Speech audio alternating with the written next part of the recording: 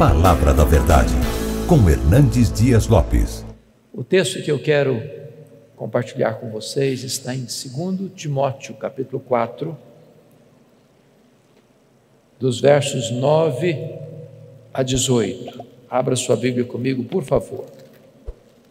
Segunda carta de Paulo a Timóteo, capítulo 4, versos 6 a 18.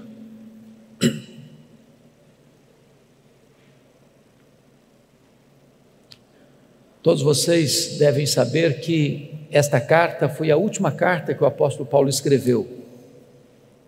E Paulo escreveu esta carta da sua segunda prisão em Roma. Segundo os historiadores, a prisão marmetina, que era uma espécie de masmorra, úmida, fria, insalubre, de onde as pessoas saíam leprosas ou saíam para o martírio.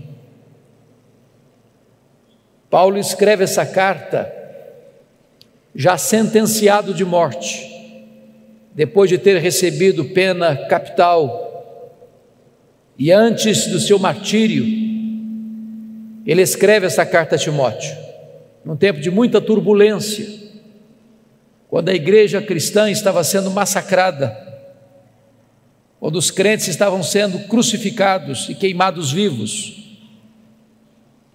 quando irmãos em Cristo estavam debandando de forma geral, abandonando o apóstolo Paulo, e até mesmo seu filho Timóteo estava com vergonha dele. Paulo escreve aqui suas últimas palavras antes de morrer, e portanto essas palavras se revestem de tanta importância para você e para mim. E ele se dirige a Timóteo assim: quanto a mim, já estou sendo oferecido por libação, e o tempo da minha partida é chegado. Combati o bom combate, completei a carreira, guardei a fé. Já agora a coroa da justiça me está guardada, a qual o Senhor reto juiz me dará naquele dia, e não apenas a mim, mas a todos quantos amam a sua vinda. Procura vir ter comigo depressa, porque Demas, tendo amado o presente século, me abandonou e se foi para Tessalônica. Crescente foi para a Galácia, Tito para a Dalmácia. Somente Lucas está comigo. Toma contigo Marcos e traze-o, pois me é útil para o ministério. Quanto a Tíquico, mandei-o até Éfeso. Quando vieres, traz a capa que deixei em Trode, na casa de Carpo, bem como os livros, especialmente os pergaminhos. Alexandre, o latoeiro, causou-me muitos males. O Senhor lhe dará paga segundo as suas obras. Tu guarda-te também dele, porque resistiu fortemente às nossas palavras. Na minha primeira defesa, ninguém foi a meu favor. Antes todos me abandonaram. Que isto não lhe seja posto em conta. Mas o Senhor me assistiu e me revestiu de forças, para que por meu intermédio a pregação fosse plenamente cumprida, e todos os gentios ouvissem, e fui libertado da boca do leão. O Senhor me guardará, ou me livrará também de toda obra maligna, me levará salvo para o seu reino celestial. A Ele glória pelos séculos dos séculos. Amém. Eu quero pedir permissão para você para só voltar nesse texto, na conclusão da minha fala. Meu propósito nesta noite é apresentar a vocês o apóstolo Paulo. Quem foi este homem que morreu pobre, velho, abandonado, cheio de cicatrizes, acusado de ser o líder dos incendiários de Roma? Quem é este homem que, inobstante morrer debaixo de ostracismo, é mais influente na história do que todos os Césares de Roma juntos? Quem é este homem que plantou igrejas nas províncias da Galácia, da Macedônia, da Acaia, da Ásia Menor, que de Jerusalém ao Ilírico anunciou a esperança do Evangelho? Quem é este homem que dos 27 livros do Novo Testamento, escreveu 13 deles, e que ainda hoje influencia milhões e milhões de pessoas. Meu propósito nesta noite é apresentar a vocês este homem. Quem é este homem chamado Paulo? A primeira referência que nós poderíamos encontrar dele na Bíblia está lá em Filipenses capítulo 3, versos 5 e 6, quando diz que ele foi circuncidado ao 8º dia, da linhagem de Israel, da tribo de Benjamim, hebreu de hebreus, quanto à lei, fariseu, quanto ao zelo, perseguidor da igreja. Diz a Bíblia em Atos 22, 3, que ele nasceu em Tarso da Sicília, por isso era um cidadão romano, e foi enviado ainda jovem para Jerusalém para estudar aos pés do grande mestre Gamaliel, neto do rabino Hilel, para ser um grande líder do seu povo. Diz Gálatas capítulo 1, versículo 14, que ele se destacou entre seus pares, entre seus contemporâneos, pelo zelo que ele tinha pela lei de Deus, pela maneira tão rigorosa com que ele estudou e se preparou para se transformar um grande rabino judaico, um homem de uma personalidade forte, um homem de um temperamento firme, um homem de uma capacidade intelectual sem precedentes no seu tempo, um homem que foi levantado para ser o grande líder do seu povo. Mas curiosamente, enquanto Saulo crescia e se fortalecia em Jerusalém, diz a Bíblia que um outro rabino também se despontava em Israel, não na decantada Jerusalém, território dos grandes luminários do saber teológico, mas na pequena, na desprezada Nazaré da Galileia, não perlustrando os bancos de uma universidade, mas com as mãos calejadas, trabalhando na faina de uma carpintaria. Diz a Bíblia que este rabino da Galileia, aos 30 anos de idade, deixa Nazaré, vai ao Jordão e é batizado por João Batista e dá início ao seu ministério. A Bíblia diz que ele ensinava não como os escribas e fariseus, mas como quem tinha autoridade. Os cegos viam, os coxos andavam, os mudos falavam, os surdos ouviam, os leprosos eram purificados, os mortos ressuscitavam, a glória de Deus nele se manifestava. Isso provoca o ciúme e a inveja dos fariseus, dos escribas, dos saduceus, dos religiosos de Jerusalém. Caçam-no, perseguem-no, prendem-no, crucificam-no, sepultam-no para alívio do sinédrio judaico. Mas no terceiro dia, após seu sepultamento, no primeiro dia da semana, uma notícia explode como uma bomba no arraial do sinédrio. O túmulo do Rabi da Galileia foi aberto e aberto de dentro para fora. Ele ressuscitou, ele venceu a morte, ele triunfou sobre a morte, ele matou a morte com a sua morte ao ressuscitar gloriosamente da sepultura. É nesse momento, irmãos, que se levanta Saulo de Tarso, como braço de ferro do sinédrio judaico, para perseguir com fúria insana o cristianismo que nascia. E a Bíblia nos informa que este homem recebe 2 epítetos, 2 adjetivos no livro de Atos. Primeiro, ele era uma fera selvagem. Você pode constatar isso olhando Atos 9:1, está escrito que ele respirava ameaças e morte contra os discípulos do Senhor. Essa expressão na língua grega é a mesma para uma fera selvagem que salta sobre a sua presa para devorá-la. Ele era uma fera selvagem. Se não, vejamos, a Bíblia diz em Atos 8:3 que ele assolava a igreja, entrando nas casas, arrastando homens e mulheres para encerrá-los no cárcere. Ele não respeitava domicílio doméstico, ele assolava a igreja, ele invadia domicílios, ele prendia homens e mulheres. Mas diz Gálatas capítulo 1, versículo 13, que ele devastava a igreja de Deus, como uma tempestade, como um vendaval que vinha sobre a igreja com fúria, com ódio, com rigor assassino.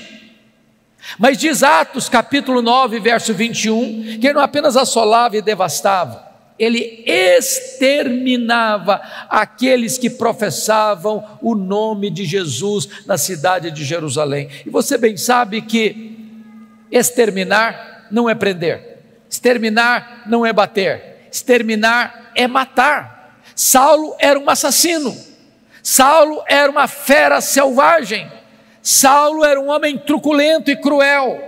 Se não, vejamos, diz Atos capítulo 22, versículo 4, que ele perseguiu o caminho até a morte. Em outras palavras, ele não perseguia apenas os crentes, ele perseguia a religião dos crentes, ele perseguia o caminho.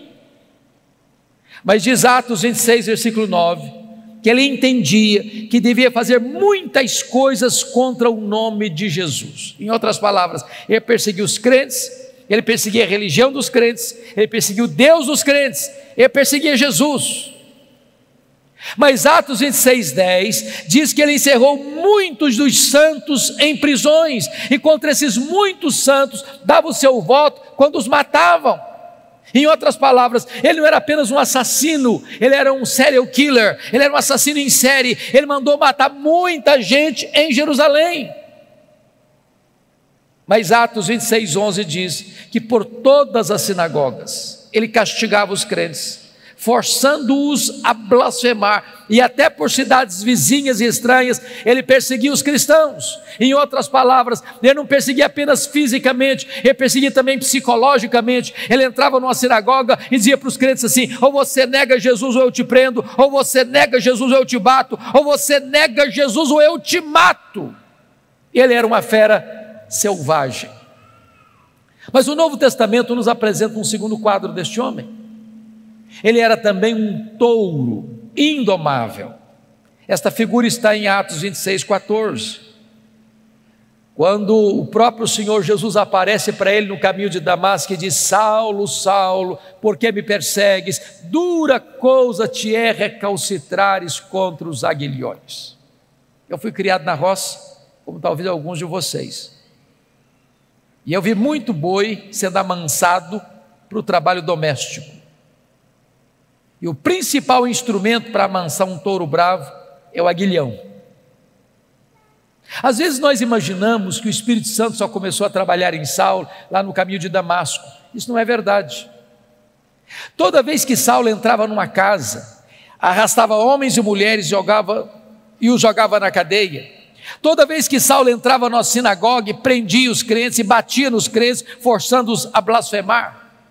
Toda vez que Saulo dava o seu voto para matar um crente, dizendo o seguinte: ou você nega Jesus, ou eu te prendo, ou eu te bato, ou eu te mato. E aquele crente, em vez de negar a Jesus, preferia morrer pelo nome de Jesus, e o seu sangue era vertido. Era o Espírito Santo picando a consciência deste touro bravo, mas esse touro bravo não quer ser amansado. Até o dia que esse touro bravo, respirando ameaças e morte, vai para Damasco com o propósito de entrar na cidade e arrastar homens e mulheres para jogá-los na prisão. E de repente o domador de touro bravos brada desde os céus e o joga no chão e grita das alturas: Saulo, Saulo, por que me persegues? Dura coisa te é recalcitrares contra os aguilhões. O touro bravo está caído, o touro bravo está vencido, o maior perseguidor do cristianismo está convertido. Muda aqui radicalmente a sua história, vira-se a página da sua história, porque aquele homem que era um sanguinário, que era um assassino, que era uma fera selvagem, que era um touro indomável, agora está completamente transformado quando ele conclama e chama Jesus de Senhor. Jesus agora é o Senhor da sua vida. Diz a Bíblia que abre agora um novo capítulo na sua história, a sua preparação para o ministério. E ele é levado dali cego para a rua direita, na casa de Judas, onde ele fica 3 dias orando e jejuando, enquanto o Senhor se dirige a Ananias em Damasco, um discípulo, e diz assim: Ananias, vai à rua direita, na casa de Judas, e impõe as mãos sobre Saulo, para que ele fique curado. E diz Atos 9,13 que Ananias disse para o Senhor assim: mas Senhor, eu tenho ouvido de tanta gente, quantos males tem feito este homem aos teus santos em Jerusalém? Mas Deus diz: vai, porque ele é para mim um vaso escolhido. Eu enviarei para longe aos gentios e aos reis, e eu lhe mostrarei o quanto importa sofrer pelo meu nome. Diz a Bíblia que Ananias vai e impõe as mãos sobre Saulo, as escamas caem dos seus olhos, ele volta a ver. Diz a Bíblia que o Espírito Santo entra nele, ele fica cheio do Espírito Santo. Diz a Bíblia que ele foi batizado. E nesse momento eu convido você para abrir sua Bíblia em Atos 9:20, por favor. Logo depois que Saulo foi curado, logo depois que Saulo foi revestido com o Espírito Santo, logo depois que Saulo foi batizado, diz Atos 9:20, que a partir daí, em seguida, logo a seguir, ele começa a pregar nas sinagogas, afirmando que este Jesus é o Filho de Deus. Mas olha comigo Atos 9:22. Saulo mais e mais se fortalecia, confundindo os judeus, demonstrando que este é o Cristo, o Messias. Eu pergunto a vocês, tem alguma diferença entre o que ele fez no verso 20 para o que ele fez no verso 22? Prestem atenção. No verso 20 ele afirma que Jesus é o Filho de Deus, mas no verso 22 ele demonstra que Jesus é o Messias, é o Cristo. Demonstrar é provar uma tese detalhada, meticulosa e exaustivamente. Há uma profunda diferença entre a declaração do verso 20, onde ele declara que Jesus é o Filho de Deus, e o que ele faz no verso 22, onde ele prova detalhadamente que este Jesus, Filho de Deus, de fato é o Messias, é o Cristo. A grande pergunta é: quanto tempo durou entre o que ele fez no verso 20 e o que ele fez no verso 22? Atos não responde essa pergunta, mas a resposta está em Gálatas capítulo 1, versos 15 a 18. Diz que logo que ele foi convertido a Cristo, ele não sobe para Jerusalém, onde estavam os apóstolos, ele não consulta carne e sangue, ele vai para a região da Arábia, onde fica 3 anos, e diz então Gálatas 1,18, que depois de 3 anos na Arábia, ele retorna outra vez para Damasco. A grande pergunta: o que é que Saulo ficou fazendo na Arábia 3 anos? E a resposta é: um discipulado intensivo com Jesus. Se Jesus investiu 3 anos nos apóstolos em Jerusalém, agora em Israel, Jesus agora investe 3 anos em Saulo na Arábia. A teologia que Paulo aprendeu, ele não aprendeu como aprendeu as doutrinas do judaísmo aos pés de um mestre humano, ele aprende por revelação direta do Senhor Jesus Cristo. O Senhor revelou-se a ele e nele. Nesses 3 anos na Arábia, certamente ele releu o Antigo Testamento e ele começa então a perceber e a constatar que aquele Jesus que ele perseguira, de fato era o Messias. Convencido, portanto, desta verdade, depois de 3 anos, diz Gálatas 1,18, que ele retorna outra vez para Damasco, e é nesse retorno para Damasco que se encaixa Atos 9:22, Saulo mais e mais se fortalecia, confundindo os judeus, demonstrando que Jesus é o Cristo. O que é que acontece com ele? Os judeus querem matá-lo, ele precisa fugir, de forma humilhante, dentro de um cesto, muralha abaixo, de noite. Para onde ele vai agora? Agora ele vai para Jerusalém. E aqui eu quero levantar uma tese com os meus amados irmãos e preciso muito da sua atenção. Porque às vezes nós imaginamos, irmãos, que Saulo foi já usado poderosamente por Deus desde a sua conversão. Isso não é um fato. A tese que eu quero levantar é que quando Saulo vai para Jerusalém aqui, ele vai não guiado pela nova aliança, mas vai dirigido pela velha aliança. A nova aliança foi uma doutrina gloriosa que o próprio apóstolo Paulo mais tarde vai expor lá na sua segunda carta aos Coríntios, a partir do capítulo 2, verso 14, quando ele diz: graças, porém, a Deus, que em Cristo sempre nos conduz em triunfo, e por meio de nós manifesta a fragrância do seu conhecimento, tanto nos que são salvos como nos que se perdem. Para um cheiro de vida para a vida, para outro cheiro de morte para a morte. Mas quem, porém, é suficiente para essas coisas? A pergunta fica no ar no capítulo 2, versículo 16 de 2 Coríntios, e só é respondida no capítulo 3, a partir do verso 4 a 6, quando diz: a nossa suficiência vem de Deus. O que é a velha aliança? A velha aliança é o que aconteceu quando Moisés desceu com as tábuas da lei do Monte Sinai. O povo disse para Moisés: tudo que o Senhor falou, nós faremos. Pergunta: vocês fizeram? Não, não fizeram. Por que não fizeram? Faltou-lhes sinceridade? Não, faltou-lhes poder. A velha aliança pode ser resumida assim: tudo depende de mim, nada depende de Deus. A nova aliança pode ser resumida assim: tudo depende de Deus, nada depende de mim. Pois eu quero lhes dizer que quando Saulo sobe para Jerusalém, ele está governado não pela nova aliança, mas pela velha aliança. Sabem por quê? Porque ele sobe para Jerusalém com a seguinte ideia latejando em sua mente: eu serei o grande líder da igreja de Jerusalém.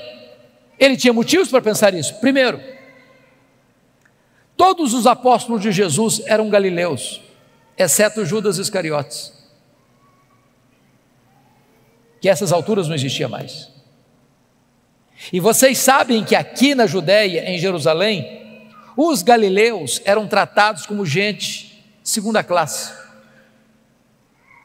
com total desprezo, com total acepção e preconceito. Tanto é fato que quando o Pentecoste acontece, o derramamento do Espírito vem, as multidões se reúnem às 9 horas da manhã no cenáculo, e uns olham e dizem assim: ah, esquece, são galileus. Outros disseram o seguinte: estão bêbados. Saulo pensou assim: esses galileus aqui em Jerusalém não vão conseguir nada. Segunda razão: os apóstolos do Senhor Jesus eram homens iletrados, e Jerusalém era a capital intelectual da teologia. Lá estavam os escribas, lá estavam os doutores da lei, lá estavam os fariseus, lá estavam os saduceus, lá estava o sinédrio, lá estava a fortaleza teológica de Israel.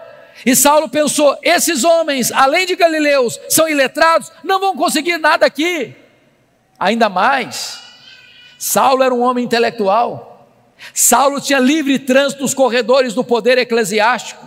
Saulo conhecia Jerusalém, Saulo fora criado em Jerusalém, Saulo perseguiu a igreja de Deus em Jerusalém, e ele sobe com a seguinte ideia: eu tenho o melhor currículo, eu tenho o melhor preparo, eu tenho a melhor postura para ser o líder da igreja de Jerusalém, e com essas ideias ele sobe. Sabe o que acontece? Confira comigo Atos 9, 26.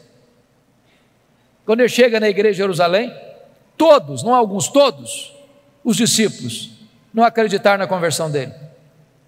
Achavam que ele estava sabotando a fé, achavam que ele estava blefando, e bateram a porta da igreja na cara dele. Para quem queria ser líder, nem recebido foi. Deus golpeia aqui o orgulho dele. Agora olha comigo Atos 9, 27. Diz a Bíblia que Barnabé o apanha, Barnabé o apresenta aos apóstolos, os apóstolos recebem Saulo, e agora então ele tem livre trânsito na igreja, ele entra e sai, discute com os helenistas, e diz a Bíblia que os helenistas resolvem matá-lo. O que acontece? Os membros da igreja, os discípulos se reúnem e dizem assim para Saulo: Saulo, você não pode ser o nosso pastor não, você tem que ir embora da nossa igreja. Agora preste atenção, irmãos, não é fácil para um pastor estar convencido que deve ficar na igreja, quando os membros da igreja estão convencidos que ele deve sair da igreja. Não é fácil. Sabe o que aconteceu com ele? Ele não foi embora. Ele não foi embora. Mas se você olhar Atos 26, 17, não foram apenas os crentes que mandaram ele embora, não. O próprio Deus apareceu para ele numa visão em Jerusalém e diz assim: vai embora de Jerusalém, que eles não vão te ouvir. Meus irmãos, ser mandado embora pelos líderes da igreja é uma coisa, ser mandado embora pelos membros da igreja é outra coisa, mas ser mandado embora da igreja pelo próprio Deus, parece que não resta opção. Mas sabe qual a decisão dele? Ele não foi embora. Aliás, confira aí comigo, Atos 22, 18 e 19, que ele discute com Deus. Ele arrasou com Deus, mas Senhor, eu persegui a igreja aqui. Quando se matou Estevão, o teu testemunho estava presente, consentia nisso, até guardei as vestes daqueles que o apedrejaram. Sabe o que ele está dizendo para Deus? Oh Deus, o Senhor pensa melhor, o Senhor pensa direito. O senhor não pode cometer esse erro estratégico. Eu sou o cara, eu sou o homem, eu tenho o melhor currículo, eu tenho o melhor perfil, eu tenho o melhor preparo. Se o senhor me tirar daqui, essa guia não vai para frente. Eu sou indispensável. Sabe o que aconteceu? Deus não mudou. Foi Saulo quem tem que mudar e mudar. Deus diz, vai. Sabe o que aconteceu com ele? Ele não foi. Ele não foi. Volte a ler comigo agora Atos 9:30 e você perceberá isso. Os discípulos pegaram Saulo e o levaram até Cesareia. Preste atenção que ele não foi, ele foi levado. Ele não saiu, saíram com ele. Ele saiu de Jerusalém como Ló saiu de Sodoma, a reboque. E mandaram-no depois para onde? Para Tarso. Onde era Tarso? O lugar que ele nasceu. Sabe o que Deus está dizendo para esse cara que você acha insubstituível? Meu filho, se você pensa que eu preciso de você, você está muito enganado. É você quem precisa de mim. Você quer saber de uma coisa? Arruma as malas e volta para casa. Arruma as malas e volta para casa. Entenda isso, amado irmão. Deus não precisa de você, é você quem precisa de Deus. Você não é insubstituível. Sabe o que aconteceu com ele?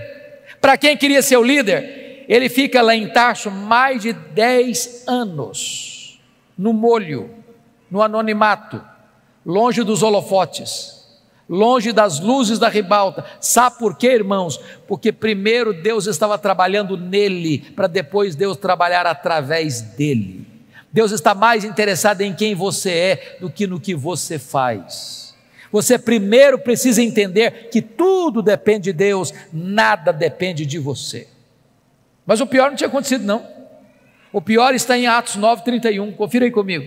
No dia que Saulo arrumou as malas e foi embora da igreja de Jerusalém, diz a Bíblia que a igreja passou a crescer e passou a ter paz. Você quer uma coisa pior do que isso para um pastor? No dia que o pastor vai embora da igreja, todos os problemas da igreja se resolvem. A igreja explode em crescimento. Tudo depende de Deus, nada depende de nós.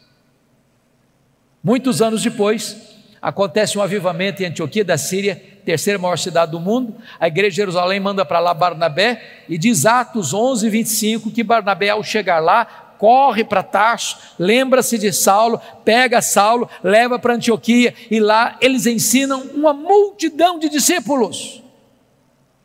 Então Atos 13:1-3 diz que quando a igreja estava reunida em oração e jejum, o Espírito Santo apareceu e disse assim: separai-me agora a Barnabé e a Saulo para a obra que os tenho chamado.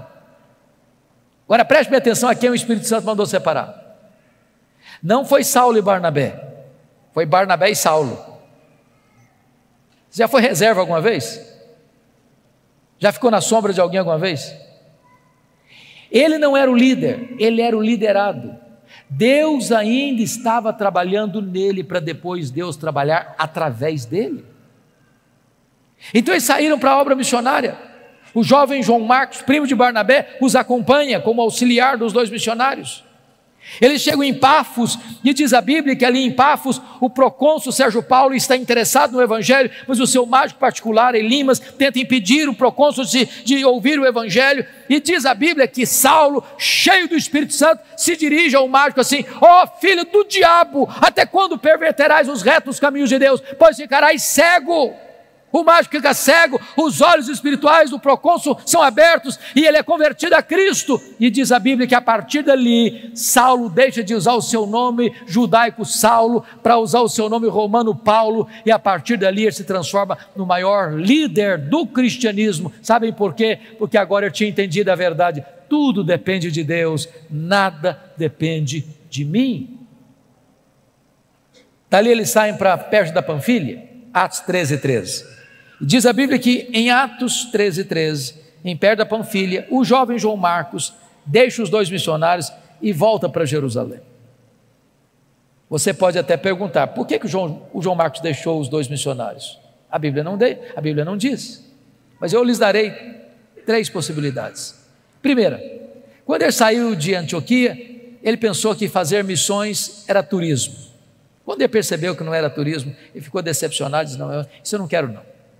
Segunda possibilidade, quando ele saiu de Antioquia, o líder da caravana era o seu primo Barnabé.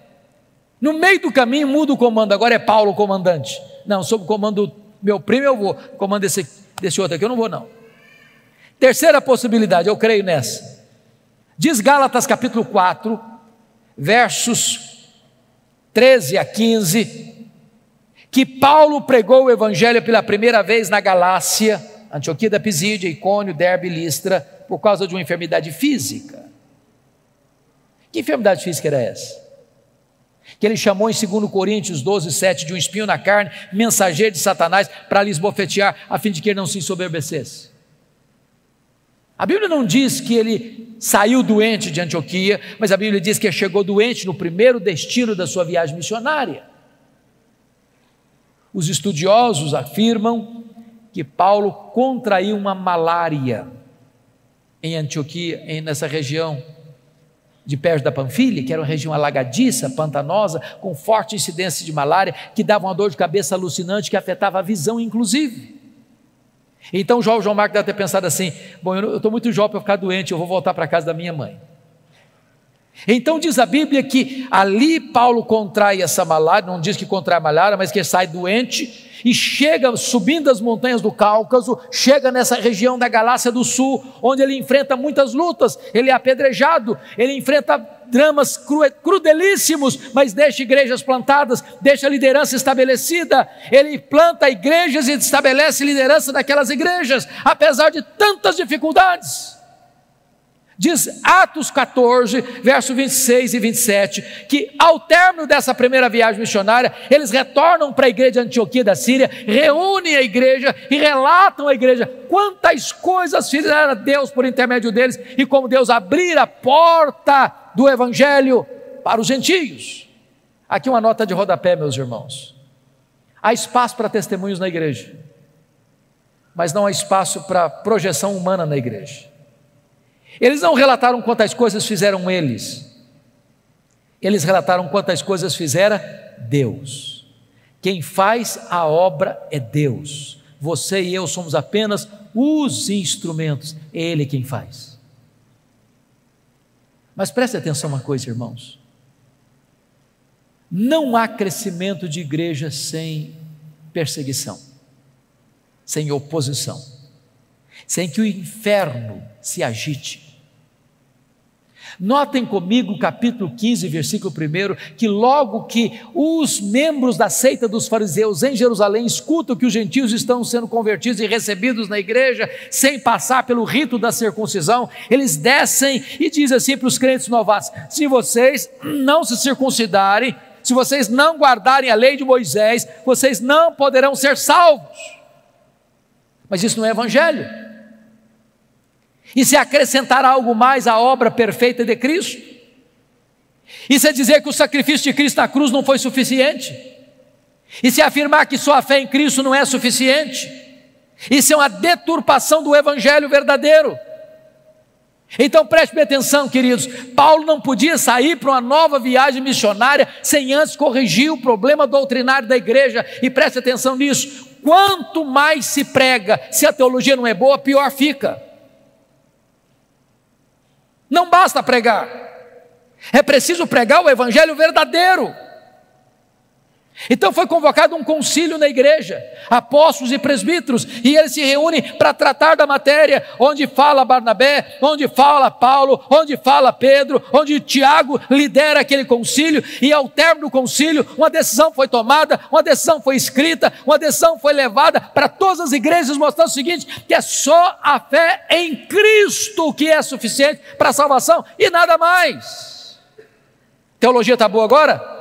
Vamos fazer a segunda viagem missionária. Agora confira comigo Atos 15, 36. Diz a Bíblia que agora Paulo chega para Barnabé e diz: Barnabé, vamos fazer a segunda viagem missionária, vamos visitar as igrejas que nós plantamos, para ver se estão tudo bem, se a coisa está indo caminhando bem. E diz a Bíblia que Barnabé chegou para Paulo e disse assim: tá bom, Paulo, vamos sim. Com um detalhe, o meu primo João Marcos quer voltar com a gente. Aí Paulo disse assim: eu não acho justo levarmos aquele que nos abandonou desde perto da Panfília.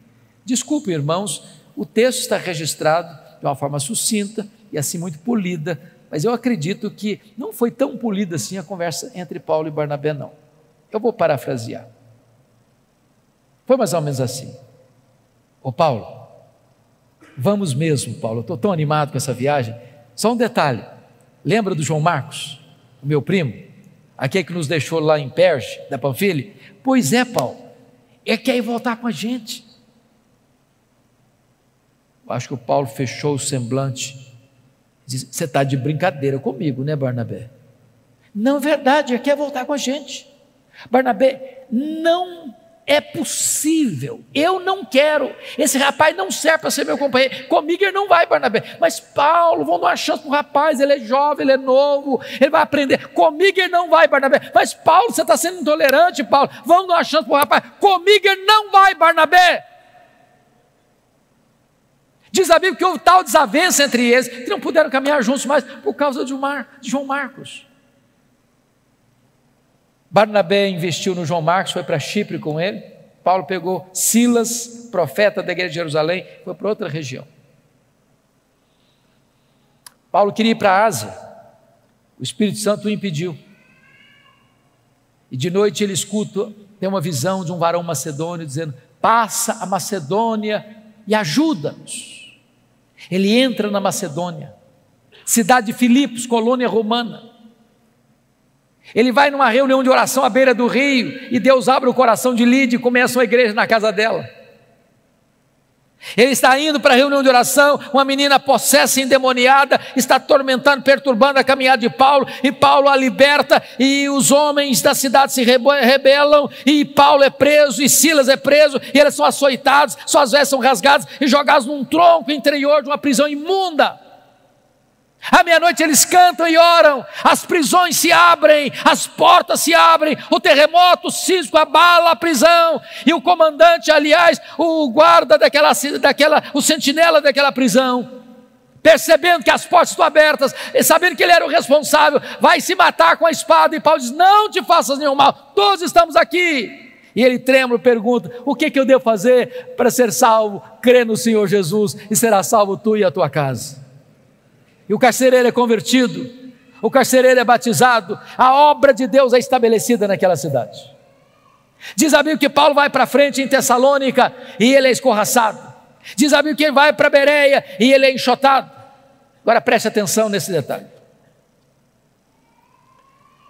Quem dá a direção missionária da igreja é Deus, mas quem escolhe os melhores métodos somos nós.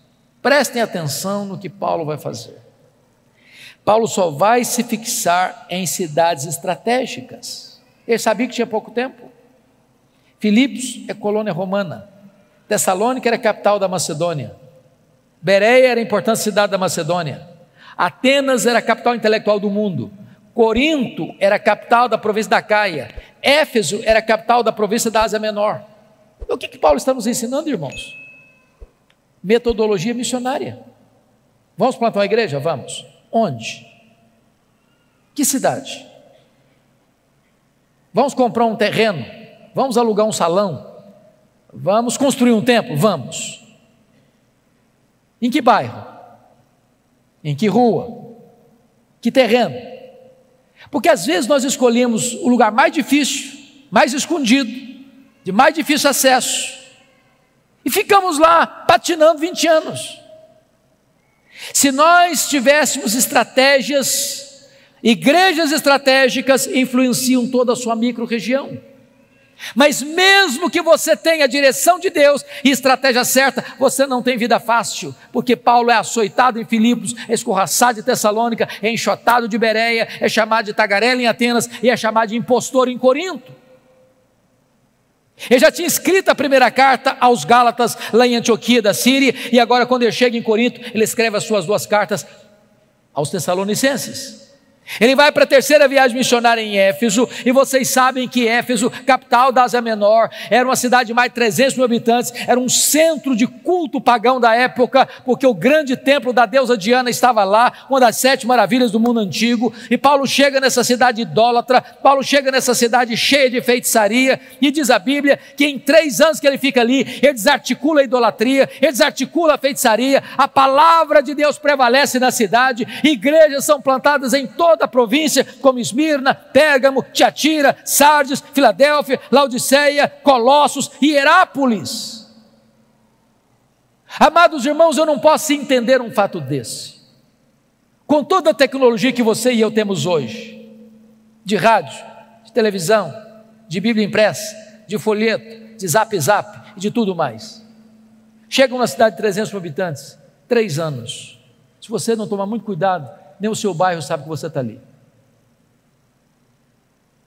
Paulo chega numa cidade 3 anos, sem nada disso, e a cidade é impactada, a cidade é transformada, igrejas são plantadas.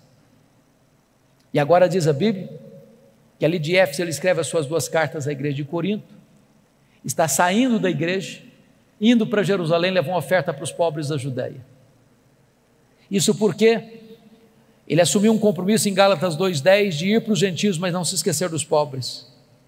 Isso porque Atos 18,2 diz que no tempo de Cláudio uma grande fome invadiu o mundo e muitos judeus foram expulsos, aliás, os judeus foram expulsos de Roma e voltaram para a Judéia sem casa, sem propriedades para trabalhar.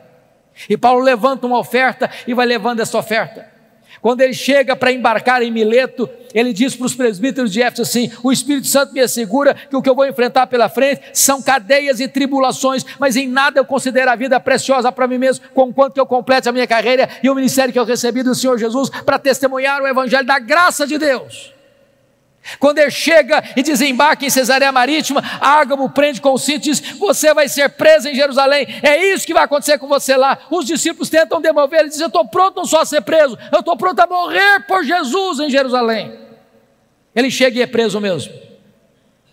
Os judeus resolvem matá-lo. 40 judeus entram em conspiração de anátema: nós não vamos comer, nós não vamos beber enquanto não matar Paulo. A notícia chega ao comandante, ele é transferido naquela noite para Cesareia Marítima, onde fica 2 anos sendo acusado pelos judeus.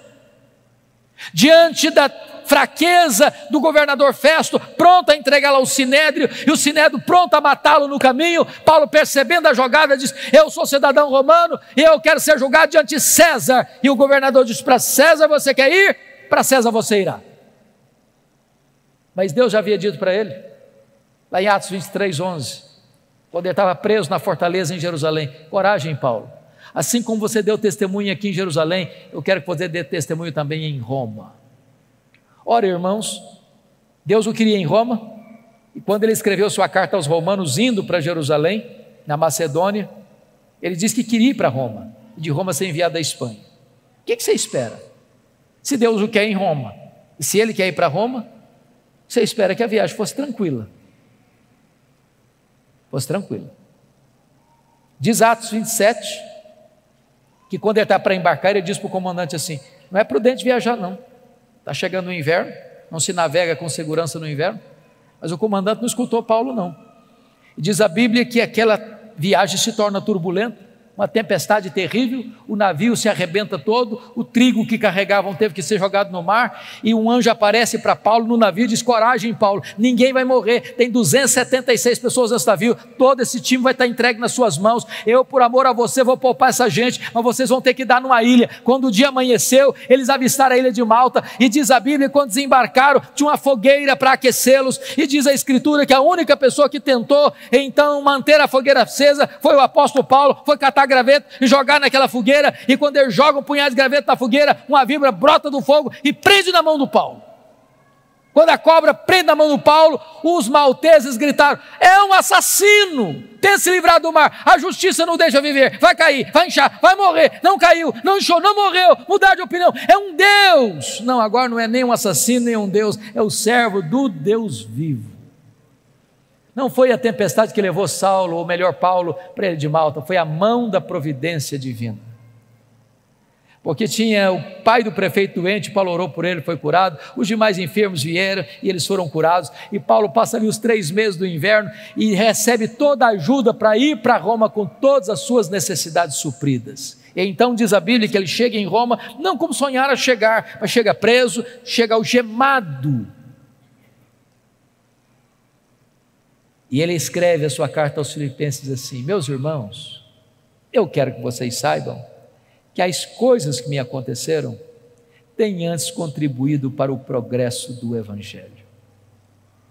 Você poderia até perguntar: mas Paulo, o que aconteceu com você que contribuiu para o progresso do Evangelho? Ele faria um resumão para nós assim: olha, eu fui perseguido em Damasco, eu fui rejeitado em Jerusalém, eu fui esquecido em Tarso, eu fui apedrejado em Listra, eu fui açoitado em Filipos, eu fui escorraçado de Tessalônica, eu fui enxotado de Bereia, eu fui chamado de tagarela em Atenas, eu fui chamado de impostor em Corinto, eu enfrentei feras em Éfeso, eu fui preso em Jerusalém, eu fui acusado em Cesareia, eu enfrentei um naufrágio para Roma, eu fui picado por uma cobra em Malta, eu cheguei em Roma preso e algemado, mas eu quero que vocês saibam que as coisas que me aconteceram têm antes contribuído para o progresso do Evangelho. Esse homem não crê em acaso, esse homem não crê em sorte, esse homem não crê em azar, esse homem não crê em determinismo cego, esse homem não crê em olho gordo, esse homem não crê em misticismo, esse homem sabe que a mão de Deus dirige o seu destino. Porque ele está preso em Roma, 3 coisas ele testemunha que aconteceram. Primeiro, a igreja foi mais encorajada a pregar. Olha que coisa interessante. Quando a igreja de Roma viu que Paulo preso estava trabalhando mais que eles, se mexeram. Ray Stedman, de saudosa memória, tem um método, segundo ele, que é um dos mais eficazes de crescimento de igreja. Eu pessoalmente não gosto tanto. Ele diz o seguinte: você quer ver a igreja crescer? Bote os pastores na cadeia e a igreja crescerá. Segundo, porque Paulo estava preso, diz ele, todos os membros da guarda pretoriana tomaram conhecimento das minhas cadeias em Cristo. Sabe o que significa isso, irmãos?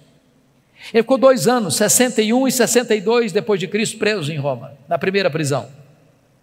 Ele era um cidadão romano, tinha um soldado algemado com ele, todo dia, em 3 turnos por dia.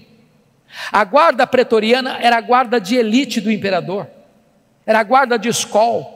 Eram os soldados da mais alta patente do império, eram 16 mil soldados da mais alta patente, gente que trafegava nos corredores do poder. Todo dia tinha alguém algemado com ele. E o que Paulo fazia com eles? Evangelho neles, evangelho neles, evangelho neles. Depois de 2 anos, toda a guarda pretoriana estava evangelizada. Se Paulo não estivesse nessa prisão, ele jamais alcançaria a elite de Roma. Deus o colocou lá e ele entendeu isso. Eu não sou prisioneiro de César, não, eu sou prisioneiro de Cristo, eu sou embaixador em cadeias. Não é o lugar que faz você, é você que faz a circunstância. Porque ele estava preso, diz ele, não podia visitar as igrejas. O que ele fez? Começou a escrever cartas. Que cartas? Efésios, Filipenses, Colossenses, Filemon, as cartas da primeira prisão. Se Paulo estivesse solto, talvez nós não teríamos essas joias na nossa Bíblia. Dessa primeira prisão ele pediu para sair, ele orou para sair e saiu, mas não saiu para se aposentar, não saiu para deitar numa cadeira de balanço, saiu para fazer a 4ª viagem missionária. Deixou Tito em Creta, deixou Timóteo em Éfeso, muito provavelmente foi à Espanha, como relata a maioria dos historiadores. Passou por Nicópolis, escreveu mais 2 cartas, 1 Timóteo e Tito. Mas agora, irmãos, uma tragédia acontece no mundo. 17 de julho do ano 64. Nero põe fogo em Roma. Assiste o espetáculo do alto da Torre de Mecenas. 7 noites, 6 dias de incêndio. 17 de julho a 24 de julho. A maior cidade do mundo, mais de 1 milhão de habitantes, devorada pelas chamas. 70% da cidade destruída. Dos 14 bairros, 10 bairros destruídos.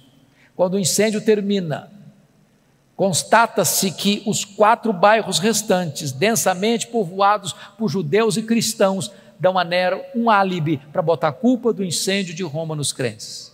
Começa um massacre. Faltou cruz para fazer madeira, tamanha quantidade de crentes crucificados. Os crentes eram queimados vivos para iluminar as noites de Roma. Um massacre, uma chacina, uma coisa indescritível. Nesse momento, Paulo é caçado como o maior líder do cristianismo. E ele é preso, talvez em Trode, na casa de Carpo. Não deu para pegar seus livros, nem seus pergaminhos, nem mesmo a sua capa pessoal. E agora ele é jogado na masmorra marometina. Um buraco, escuro, úmido, frio, insalubre. E é desta masmorra é que ele escreve a sua última carta, a carta segundo Timóteo. E agora eu convido você para abrir o texto lá onde nós começamos, para nós encerrarmos esta palavra. Preste bem atenção, que Paulo está preso agora não é como um apóstolo, como da primeira prisão.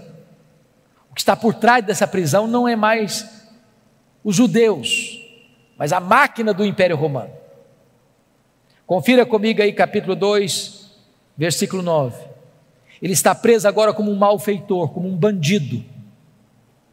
Pense você em Paulo, o grande apóstolo, circulando por todas as mídias da época, de boca em boca, de ouvido em ouvido, de esquina em esquina, de rua em rua, de avenida em avenida, de cidade em cidade, de aldeia em aldeia. Lembram do Paulo? Aquele Paulo, o pregador, o plantador de igrejas, o teólogo da igreja, o missionário maior da igreja, pois ele é um bandido. Ele é o líder dos incendiários. Sabe o que aconteceu? Confira aí capítulo 1, versículo 15.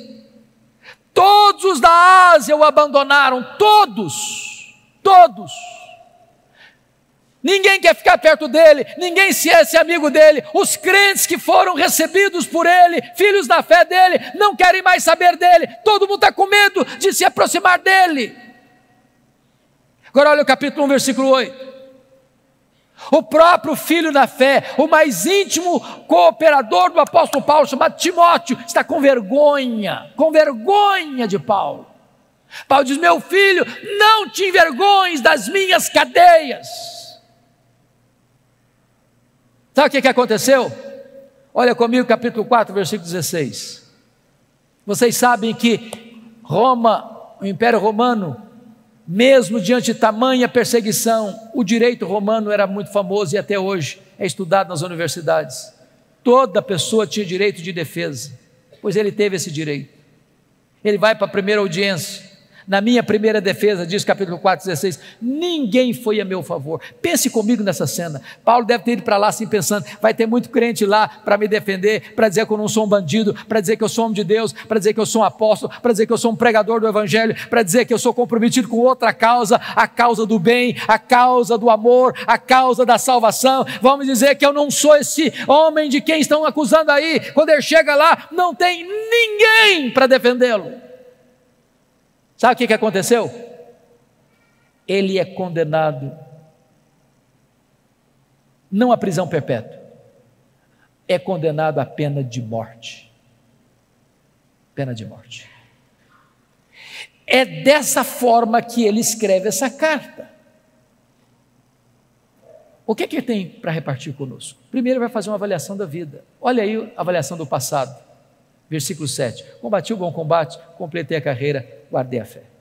Todos os verbos estão no passado. Está dizendo o seguinte: a vida não foi amenidades não. Eu não larguei a obra no meio do caminho não.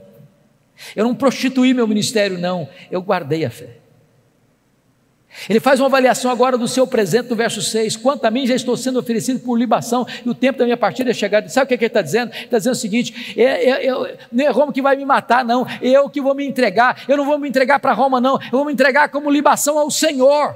E eu não vou morrer também não, eu vou partir, porque essa palavra partida aí é um eufemismo para a morte. Essa palavra no grego tem 3 significados. Primeiro, é aliviar alguém de um peso. Sabe o que é morrer para um crente? É descansar da sua fadiga.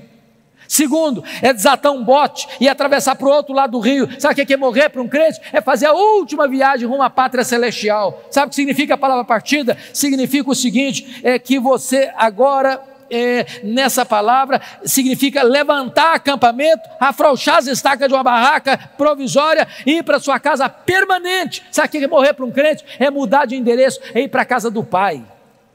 Paulo não está com medo de morrer, porque sabe em quem tem crido e sabe para onde está indo. Agora faz uma avaliação do seu futuro no versículo 8. E ele diz o seguinte: já estou indo receber a coroa da justiça, a qual o Senhor reto juízo me dará naquele dia, e não apenas a mim, mas a todos quantos amam a sua vida. Sabe o que ele está dizendo, irmãos? Não importa se Nero me considera um bandido, o que importa para mim é que eu vou comparecer perante o reto juiz, e o reto juiz já guardou para mim a coroa da justiça. Eu não estou indo para o cadafalso, não, eu estou indo receber a coroa da justiça, eu estou indo para a glória celestial. Mas esse homem não é um super-homem. Ele abre o coração no final da vida e compartilha conosco a sua dor. Primeiro drama que esse homem enfrenta, confira comigo aí, versículo 9, é o drama da solidão. Procura vir ter comigo depressa. Olha o verso 21. Venha, meu filho, mas venha antes do inverno. Oh, amados irmãos, gente precisa de Deus, mas gente precisa de gente. Todos nós aqui precisamos de um amigo, de um ombro, de alguém com quem repartir as dores e abrir o coração. Eu não sei quantos de vocês notaram, o ano passado foi um ano muito doloroso, muito triste para a igreja evangélica. Muitos pastores evangélicos tiraram a sua vida, cometeram suicídio o ano passado. Às vezes você lida com multidão e vive no universo da solidão. Você precisa ter um amigo em quem você confia para repartir as dores do seu coração. Paulo é um apóstolo, mas ele está dizendo: eu preciso de você, meu filho, venha ter comigo, eu preciso encostar minha cabeça no seu peito antes de morrer, venha depressa, eu não posso esperar mais.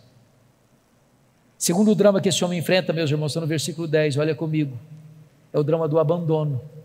Demas, tendo amado o presente século, me abandonou. Não é fácil ser abandonado, não é fácil ser abandonado no final da vida, não é fácil ser abandonado quando você precisa de ajuda, não é fácil ser abandonado quando você mais precisa de socorro, não é fácil ser abandonado por aqueles que você um dia ajudou, não é fácil ser abandonado quando você está sofrendo injustiça. Paulo está enfrentando o drama do abandono. Talvez você que entrou aqui hoje está enfrentando algum tipo de abandono dentro da sua casa, pelo seu namoro, namorado, namorada, noivo, noiva, marido, esposa, amigo, amiga, irmão, irmã, eu não sei. O drama do abandono é cruel e Paulo está lidando com esse drama. Terceiro drama que ele enfrenta, confira comigo aí o versículo 14 e 15, o drama da traição. Alexandre o Latueiro causou-me muitos males. Diz os historiadores que foi esse indivíduo que delatou o apóstolo Paulo, culminando na sua segunda prisão e no seu consequente martírio. É gente que puxa o seu tapete, é gente que apunhala você pelas costas, é gente que torce para você cair, é gente que celebra quando você chora, é gente que chora quando você está feliz. Muitas vezes, meus irmãos, embora você é um crente, você é um líder, você enfrenta o drama da traição. Sabe o que Paulo diz? Não tente vingar-se, não tente dar o troco, não tente revidar, não tente guardar mágoa no seu coração. Você não sabe lidar com isso, entregue essa causa nas mãos de Deus. O Senhor lhe dará paga, eu não. Meu papel é perdoar, meu papel é pagar o mal com o bem. Entregue essa causa nas mãos de Deus. Quarto drama que ele está enfrentando, versículo 13, confira comigo, o drama das privações. Ele está enfrentando 3 privações. Primeiro, privação emocional, gente precisa de gente. Privação mental, ele está precisando de ler. Paulo me impressiona muito, porque ele sabe que vai morrer, está querendo estudar mais. Tem gente que passa a vida inteira e não estuda nada. É hora de você parar para pensar se você é uma pessoa que lê. Quem não lê não enxerga. Quem não lê vai ser comandado. Quem não lê não discerne. Quem não lê não entende. Paulo sabe que vai morrer, mas quer estudar um pouco mais. Não quer abrir mão da palavra de Deus. Ele quer se alimentar da palavra de Deus. Ele quer enriquecer a sua alma, mesmo no final da sua própria vida. Mas ele enfrenta ainda, irmãos, o drama das privações físicas. O inverno está chegando, não tem uma capa para usar. Você sabe que gente velha sente mais frio que gente nova. Lá em Roma, no inverno, faz mais frio numa masmorra do que fora dela, e a temperatura baixa a 0 grau, até mais do que isso. Ele está dizendo o seguinte: meu filho, se você não vier logo, eu vou morrer de frio antes de ser degolado. Traz a minha capa quando você vier. Sabe o que me impressiona com isso? O maior pastor, maior teólogo, maior missionário, maior plantador de igrejas da história do cristianismo, não tem uma capa surrada para usar no inverno. E você? Tem casa, tem cama, tem roupa, tem comida, tem conforto, e às vezes você está murmurando. Está murmurando.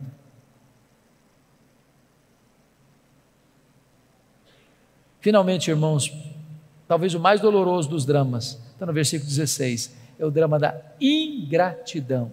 Na minha primeira defesa, ninguém foi a meu favor. Você precisa cuidar do seu coração, sabe por quê?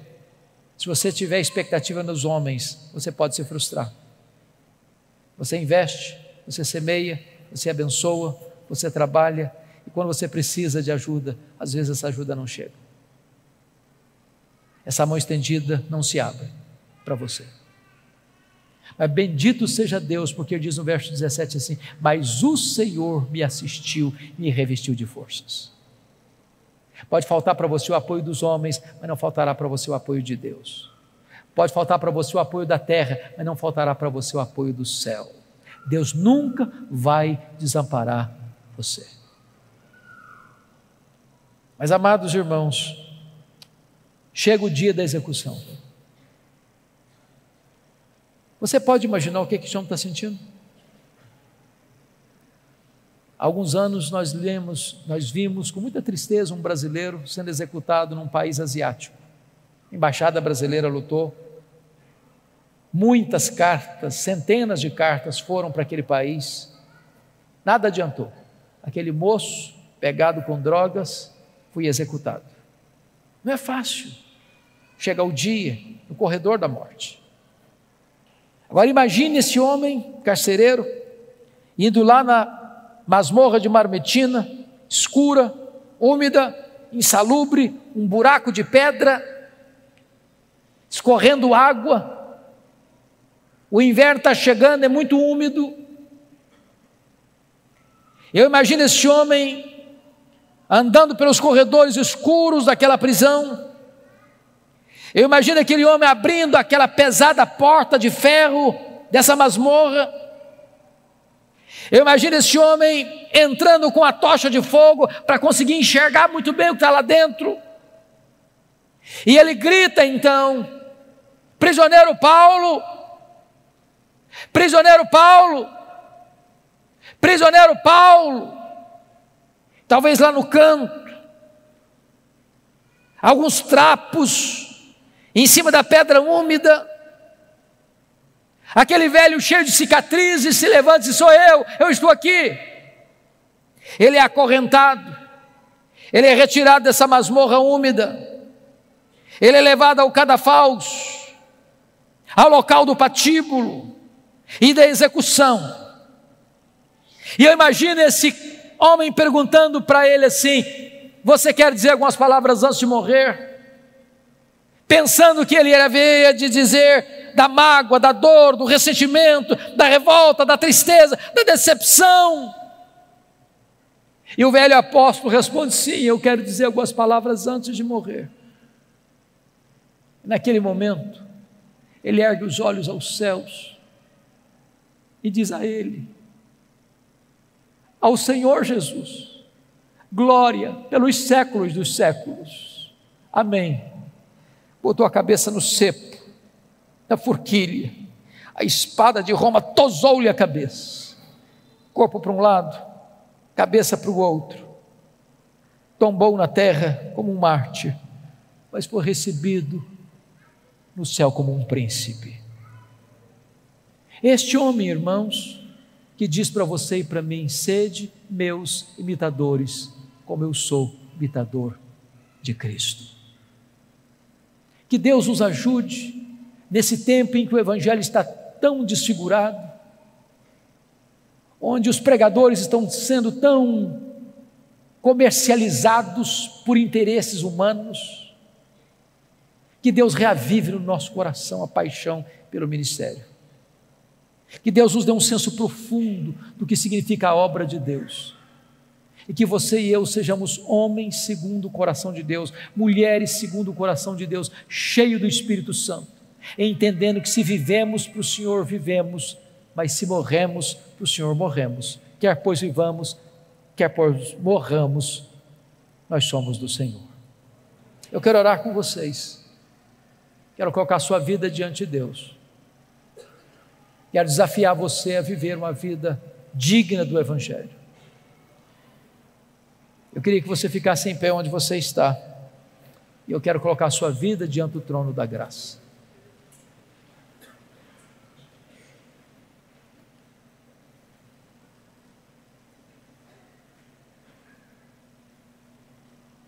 Eu não sei como que você entrou aqui hoje, eu não conheço todas as suas lutas, eu não conheço a sua biografia, a sua história, mas Deus está neste lugar, e hoje Ele quer fazer uma grande obra no seu coração. Assim como Ele pegou Saulo e o transformou, assim como Ele usou ao redor do mundo, Ele pode fazer uma grande obra também no seu coração. Feche os seus olhos, por favor. Ponha a sua vida nas mãos de Deus.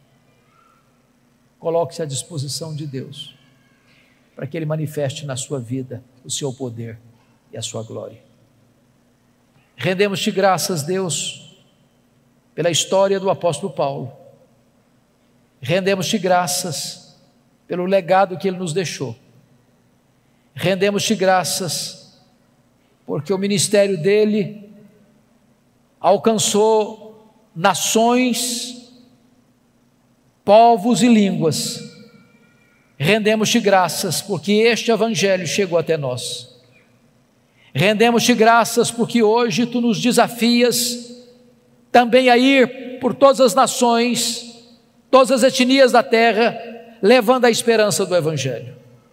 Aqui está a tua igreja, aqui está o teu povo.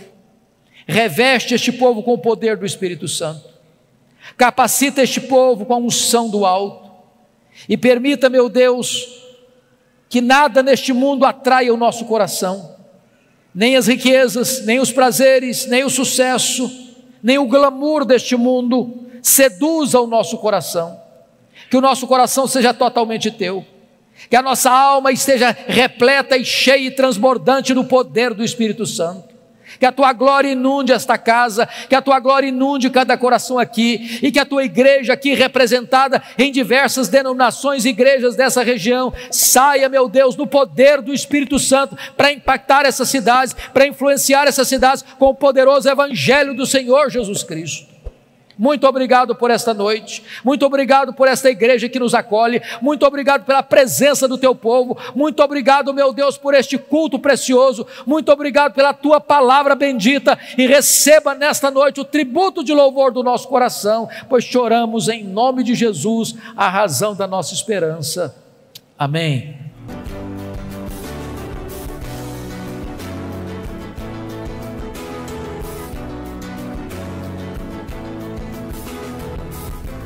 Palavra da Verdade, com Hernandes Dias Lopes.